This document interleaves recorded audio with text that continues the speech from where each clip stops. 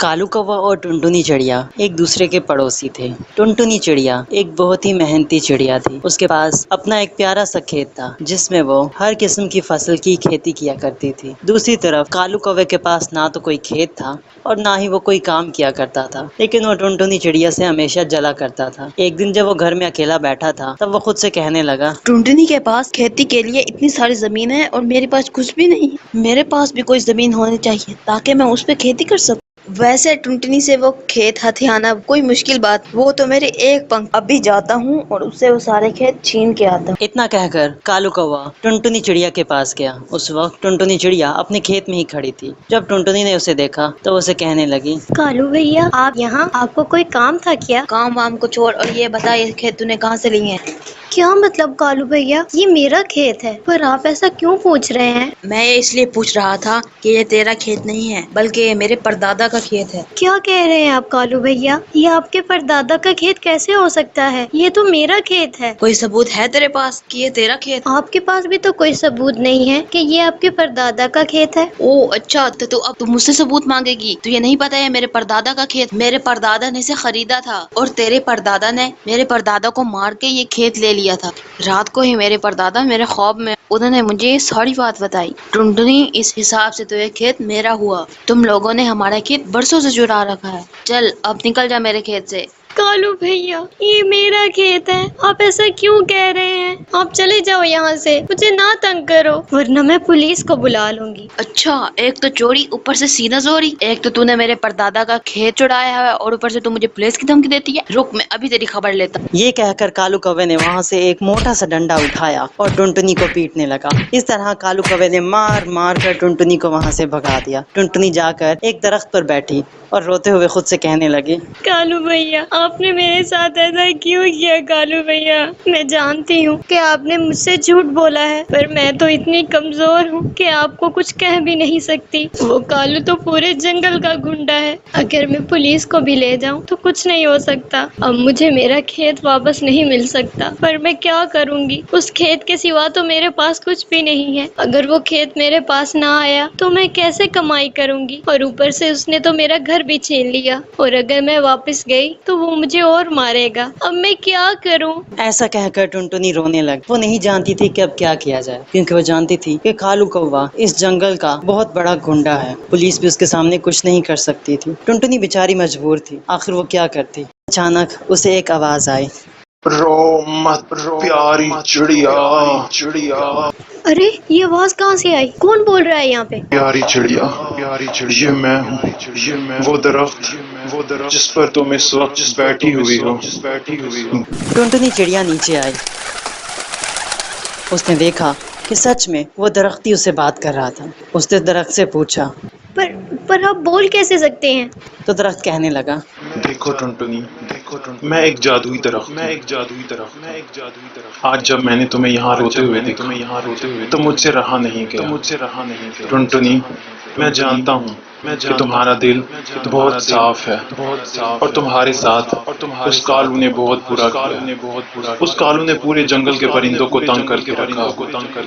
ٹنٹنی تم پریشان نہ ہو۔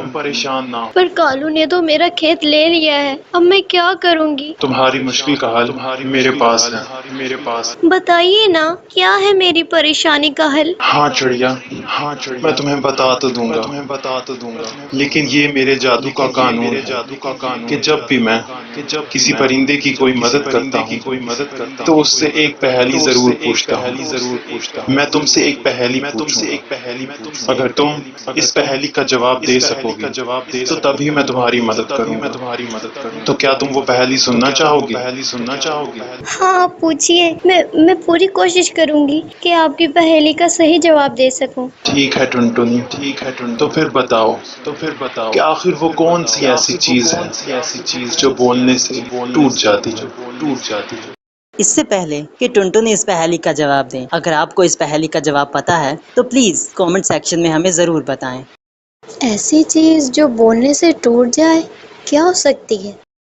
ہاں خاموشی، اس کا جواب ہے خاموشی۔ ہاں، کیونکہ جب ہم بولتے ہیں تو خاموشی ٹوٹ جاتی ہے۔ ہاں درخت جی، اس کا جواب ہے خاموشی۔ ٹنٹنی کا جواب سن کر وہ درخت بہت خوش ہوا اور کہنے لگا، واہ ٹنٹنی، مان گیا میں تمہاری ذہانت کو۔ تم نے یہ امتحان پاس کر لیا۔ اب میں تمہیں کچھ جادوئی انڈے دوں گا، اور یہاں پاس ہی جو خالی زمین پڑی ہے ادھر تم یہ انڈے اگا دینا۔ ان انڈوں کو کسی بیج کی طرح سمجھ، ان کی کھیتی کرو، انہیں پانی دو اور ان کی دیکھ بھال کرو، اور کچھ مہینے تک جب تمہاری کھیتی پک کر تیار ہو جائے گی تو یہ انڈوں کی کھیتی ہوگی۔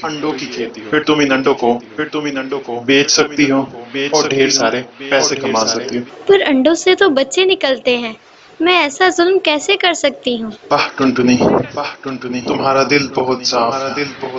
ہاں، انڈوں میں سے بچے نکلتے ہیں، پر شاید تم نے میری بات کو غور سے نہیں سنا۔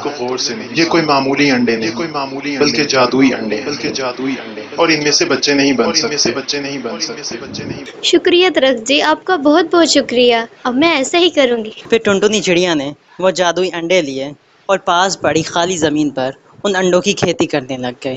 اس طرح کچھ دنوں بعد ہی اس کی فصل پک کر تیار ہو گئی۔ ارے واہ، میری کھیتی تو آج پک کر تیار ہو گئی۔ یہ سب درخت جی کی وجہ سے ہوا ہے۔ اگر وہ وقت پہ میری مدد نہ کرتے تو آج میرے پاس کچھ نہ ہوتا۔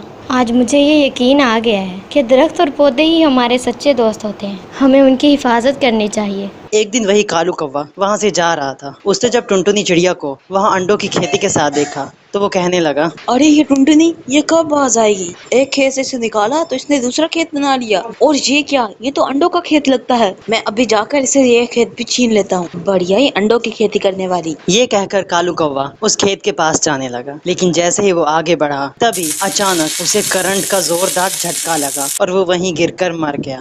کالو بھیا، آپ کے ساتھ جو ہوا مجھے اس کا بہت دکھ ہے، پر یہ تو آپ کے کیے کی سزا ہے۔ پوری زندگی جو آپ نے برے کام کیے ہیں، یہ انہی برے کاموں کا پھل ہے۔ کہتے ہیں نا، جادوئی درخت نے جب مجھے یہ کھیت دیا تھا تو انہوں نے اس کھیت کے گرد ایک جادوئی حصار بھی بنا دیا تھا، تاکہ کوئی بھی اگر چوری کی نیت سے آئے تو جل کر راکھ ہو جائے۔ کالو بھیا، اگر آپ کا دل صاف ہوتا تو آج آپ زندہ ہوتے، پر کہتے ہیں نا، جیسی کرنی ویسی بھرنی۔ کالو کو اس کے کیے کی سزا مل چکی تھی اور ٹنٹنی چڑیا کو اس کی محنت کا پھل۔ پھر ٹنٹنی چڑیا نے ان انڈوں کو بازار میں جا کر بیچا اور ڈھیر سارے پیسے کما لیے، اور پھر ہنسی خوشی اپنی زندگی گزار